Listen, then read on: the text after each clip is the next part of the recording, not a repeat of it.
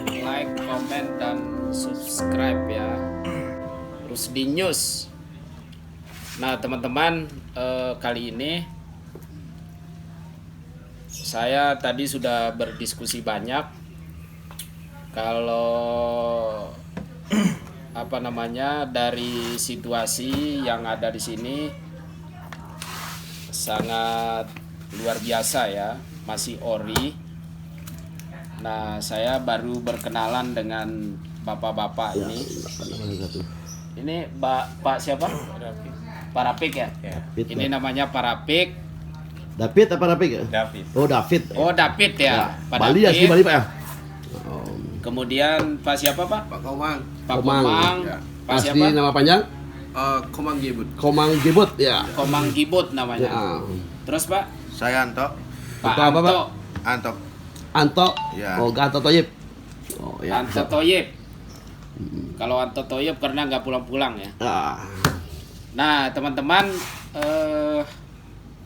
kita sudah diskusi banyak, berdialog, kemudian pokoknya banyak hal lah. Tapi yang paling menarik itu ada beberapa isu ya, sekaligus saya melihat dari komentarnya Pak Komang dari dari soal nelayan lobster, kemudian soal abrasi laut, kemudian reklamasi, deforestasi, kemudian investasi, lalu pada ancaman terhadap Bali. Tapi awal diskusi itu pertanyaannya adalah ada semacam kecurigaan tanda kutip ya, Ya. terhadap Bali, Bali sendiri ya. atau agenda setting terhadap Bali untuk mendonkan pariwisata Bali. Padahal pariwisata Bali ini adalah salah satu Icon atau apa? harapan atau ikon Indonesia yang sebenarnya bisa puluhan triliun dari Bali pendapatan negara ya. Nah, ini artinya bahwa masyarakat itu ada kekhawatiran dari diskusi kita tadi. Nah, yang pertama, teman-teman, soal reklamasi. Ada dua kecurigaannya. Kenapa pemerintah menerapkan level PPKM itu sampai 4? Justru masyarakat Bali itu mencurigakan. Kebijakan tersebut mencurigakan ya. Jangan-jangan ini agenda setting dari dunia global gitu. Betul, Misalnya dari konspirasi ya. negara-negara lain ya. Katakan Thailand, kemudian Singapura, Malaysia apa ya. Siapa tahu ini dugaan masyarakat Bali, analisa loh, tapi nggak apa-apa. Ya, praduga ya. Praduga, tapi nggak masalah praduga ini, karena ini adalah bentuk kritik dan aspirasi dari masyarakat Bali. Kemudian yang kedua, tentu harapannya terhadap pandemi COVID ini, harapan kepada pemerintah, masyarakat Bali itu meminta agar kebijakan PPKM itu ditiadakan aja Pak, ya kan? Iya. Ditiadakan, kalaupun ada rapid test, antigen itu nggak masalah. Nah, terutama dari komentar Pak Komang tadi, saya bisa simpulkan kalau misalnya orang wisatawan luar negeri atau mancanegara datang ke Bali, PCR-nya 5 hari, dia waktu berlibur 5 hari, 5 hari. Akhirnya tidak jadi berlibur karena karantina 5 hari. Jadi pulang dia kan. Pulang.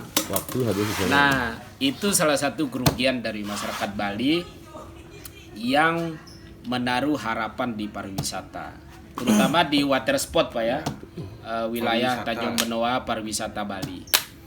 Nah, kemudian Apa namanya? problem kedua adalah reklamasi. Ada hubungannya reklamasi ini dengan kegiatan-kegiatan pariwisata. Bahkan itu menjadi ancaman, Pak ya. Iya. Ancaman terbesar. Nah, salah satu kesimpulan dari masyarakat Bali, terutama masyarakat adat ya, bahwa reklamasi itu salah satu ancaman besar terhadap Pulau Bali dan pariwisata Bali. Karena apa? Karena ini ibarat nih, Ya. ibarat air dalam ember, kemudian kita taruh tanah sampai full, maka airnya dia memilih keluar. Akan meluap Itu ya. juga dengan reklamasi di Pulau Bali. Khususnya di Masyarakat sudah pada menolak reklamasi, terutama masyarakat adat Bali. Dan saya pribadi juga dengan organisasi nelayan kemarin menolak, Pak. Menolak. Nah, karena apa? Karena pertimbangannya itu dampaknya terjadi abrasi atau mengecilnya pulau-pulau yang selama ini luas di Pulau Bali. Bahkan Pulau Bali bisa mengecil, Pak ya. Ancamannya pun bisa tenggelam. Kalau reklamasi itu dilanjutkan ya, dilanjutkan. Maka kesimpulan dan harapannya reklamasi ini di stop, sudah tidak ada kegiatan apapun, karena masyarakat Bali itu sudah banyak yang mengambil hikmah ya. Ya. Sudah banyak yang mengambil hikmah, contoh Sarangan gitu Pak ya. Ya. Ya, contoh Pulau Sarangan. Kemarin saya sempat juga ke Sarangan melihat bahwa ternyata Sarangan itu setelah direklamasi kecil, Pak. Iya. Dan padat juga kapal-kapal, parkir kapal tidak teratur apa segala macam. Nah, artinya bahwa reklamasi ini suatu ancaman di Pulau Bali termasuk pariwisata. Nah, beberapa data saya mau baca, terutama dari data-data WWF, berita-berita, tulisan kajian teman-teman, kemudian peneliti Jepang meneliti bahwa salah satu di benua Antartika atau di beberapa pegunungan es di Amerika itu pegunungan es ini sudah mencair sekitar 2-3%. Nah, artinya bahwa kalau mencair itu seluruh laut di dunia ini akan merasakan, Pak. Akan merasakan. Nah, termasuk yang merasakan, orang yang merasakan pertama itu adalah penyelam. Nah, terutama teman-teman nelayan lobster itu sudah pasti merasakan antara suhu laut ya, saat menyelam maupun tidak menyelam. Dan itu bisa berdampak pada kesehatan gitu. Begitu juga dengan sudah pasti terjadi abrasi. Kalau misalnya laut atau pegunungan es ini mencair, maka data yang sudah diungkap oleh peneliti Jepang bahwa laut es atau pegunungan es ini mencair mengakibatkan air laut itu naik 1,36 cm. Artinya bahwa ini ancaman 1,36 cm. Dia akibat pencairan pegunungan es di benua-benua Antartika atau pegunungan es di negara-negara lain di belahan dunia ya. Nah, itu yang kedua, teman-teman. Kemudian yang ketiga yang paling menarik juga adalah terjadinya deforestasi. Nah, menurut teman-teman ini setelah kami diskusi bahwa tempat alami di Pulau Bali itu hanya di Nusa Penida, Pak ya. Nusa Dua ya, Nusa Penida. Nusa Dua ya. Nusa Dua Bali. Tempat-tempat alami. Artinya tempat-tempat alami ini itu masih terpelihara bagus gitu loh. Nah, apa hubungannya dengan deforestasi? Ya karena alamnya masih dipelihara. Artinya belum ada penebangan kayu, kemudian belum ada banjir, belum ada ini itu. Nah, sementara di belahan dunia atau di Indonesia ini menurut data, Pak, data Kementerian KKP itu target menanam mangrove itu 30 juta hektar seluruh Indonesia di wilayah pesisir. Tapi targetnya sampai hari ini jangankan 5 juta atau jangankan 30 juta, ya kan? Atau target 1 tahun ini 13 juta hektar, jangankan segitu, 1 juta aja belum ada Pak penanaman, baru aja beberapa ratus ribu pohon gitu, dan itu tidak efektif gitu kan. Nah itu penyebab karena apa?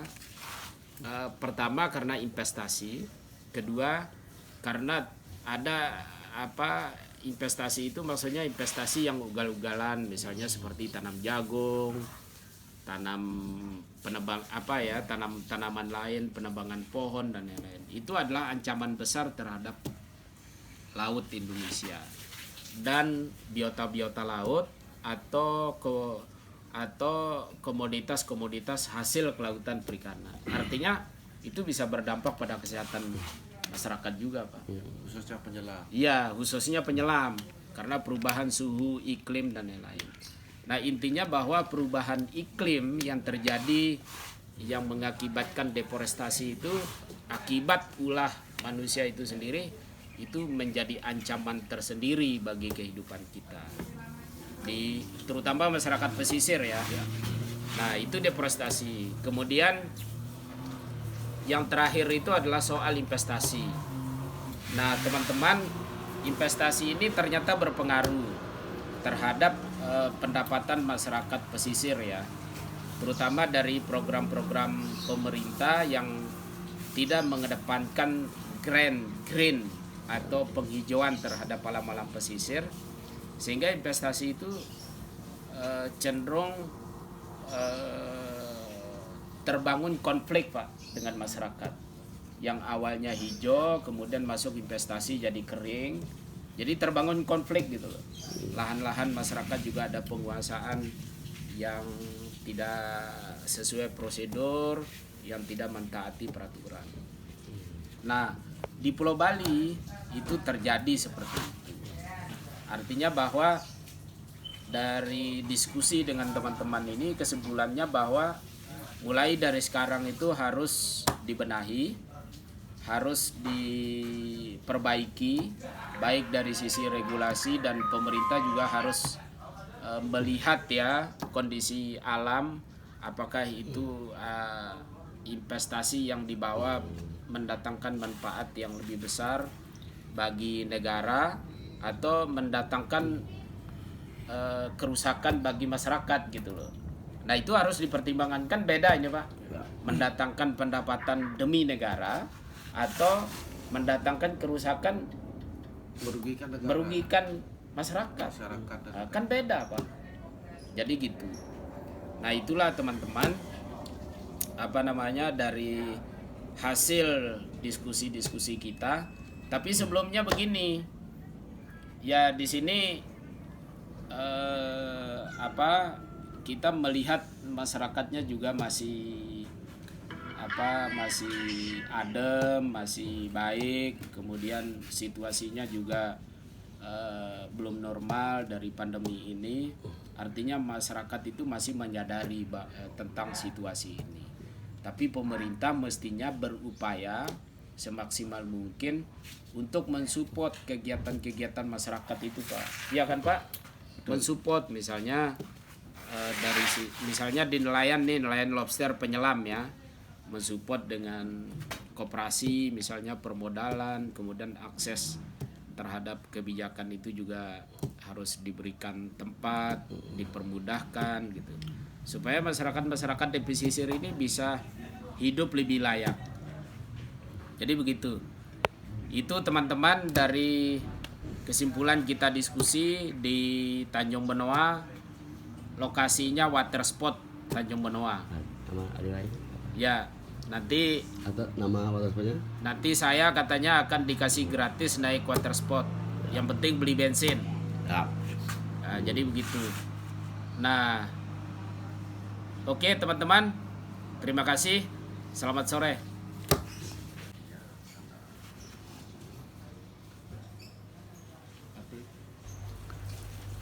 Terima kasih. Jangan lupa saksikan video selanjutnya dan tonton sampai selesai